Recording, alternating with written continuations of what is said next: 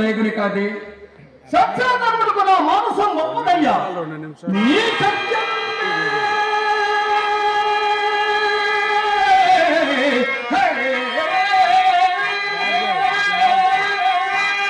వ్యాపారం చేస్తామన్నా ఒక చిల్లి గవ్వ లేదు, వ్యవసాయం చేస్తామన్నా గోవు పదవంత భూమి లేదు. మరి ఈ పుట్టుని మా విధానం ఎట్లా ఇచ్చిదవయ్యా? నా సొంతము కత్తిరించున్నాను సత్యమునడుకు నా మానసం ఒప్పుకోదయ్యా. హరిశ్చంద్ర, ఇదే కదయ్యా నేను యోచించి చెప్పినది, శ్రద్ధగా ఆలకింపము.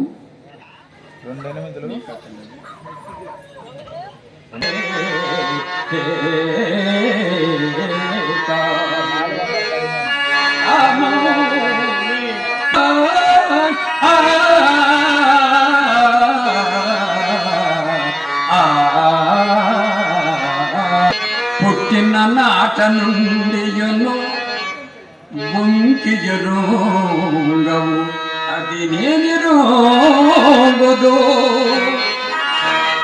ఇప్పటిన కోగులే హరిచంద్ర ఉపదేశము ఆలకింపమా.